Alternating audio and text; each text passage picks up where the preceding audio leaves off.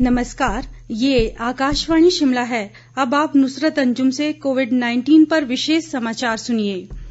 देश में मौजूदा समय में कोरोना संक्रमित लोगों की संख्या 2,07,615 हो गई है। इनमें से 1,01,497 मामले सक्रिय हैं और 1 लाख से अधिक रोगी उपचार के बाद स्वस्थ हुए हैं। देश में अब तक कोरोना संक्रमण से 5,815 लोगों की मौत हो चुकी है।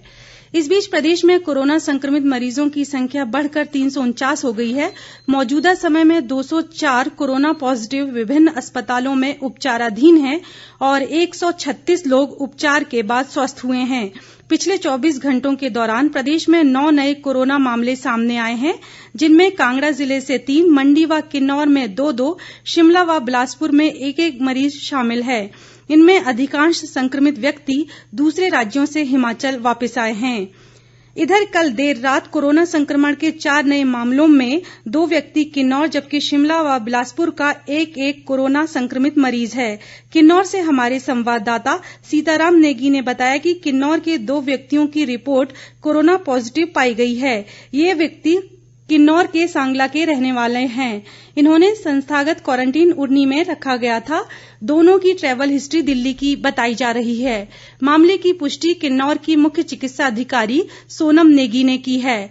शिमला जिले के रामपुर में भी कोरोना का एक नया मामला सामने आया है।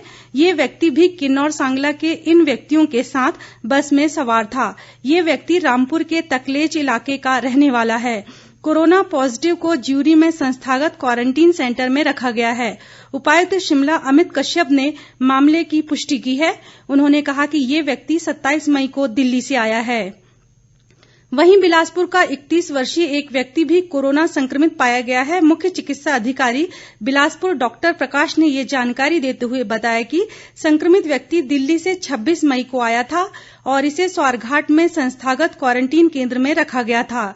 स्वास्थ्य विभाग के अनुसार प्रदेश में कल कुल 1,722 सैंपल जांच के लिए भेजे गए, जिनमें से 1,438 की रिपोर्ट नेगेटिव आई है जबकि 282 की रिपोर्ट आना बाकी है। केंद्रीय ग्रामीण विकास मंत्री नरेंद्र सिंह तोमर ने कहा है कि महात्मा गांधी राष्ट्रीय ग्रामीण रोजगार गारंटी अधिनियम मनरेगा सबसे बड़ी रोजगार सृजन योजनाओं में से एक है, जो ग्रामीण क्षेत्रों में लोगों को वैकल्पिक रोजगार प्रदान करती है।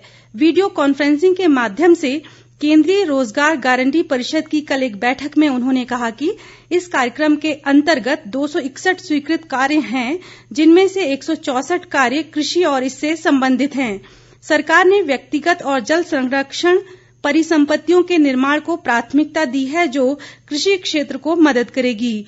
कोविड-19 के कारण उत्पन्न कठिन अवधि के दौरान जरूरतमंद श्रमिकों को रोजगार देने के लिए आत्मनिर्भर भारत अभियान के तहत इस कार्यक्रम के लिए 40,000 करोड़ रुपए की राशि का अतिरिक्त प्रावधान किया गया है।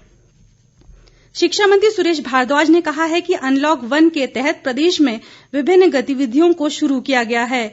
कल शिमला के रामबाजार अनाज मंडी में पन्ना प्रमुखों के साथ वीडियो कॉन्फ्रेंसिंग में उन्होंने कहा कि व्यापारियों और दुकानदारों की गतिविधियां बढ़ रही हैं, लेकिन साथ ही हमें कोरोना संक्रमण के फैलाव को रोकने के लिए सभी मानकों का पालन करते हुए सक्रिय सहयोग देना होगा।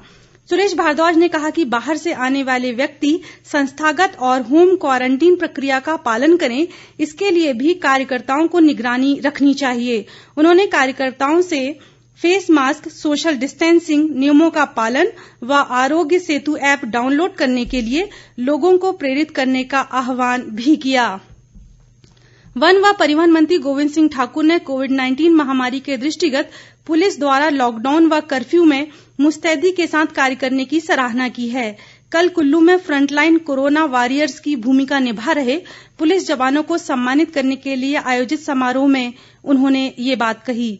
उन्होंने कहा कि पुलिस बलों ने लोगों को कोरोना से बचाने के लिए व नियमों व दिशा निर्देशों की पालना सुनिश्चित बनाने के लिए शहरों व गांवों में रात दिन ईमानदारी के साथ लोगों को जागरूक करने का काम किया। गोविंद ठाकुर ने कहा कि पुलिस के इस प्रकार के प्रयासों का प्रत्येक नागरिक को सम्मान करना चाहिए। इसी के साथ ये समाचार बुलेटिन समाप्त हुआ। हमारा अगला विशेष समाचार बुलेटिन आप सुन सकते हैं दोपहर 3 बजे। नमस्कार।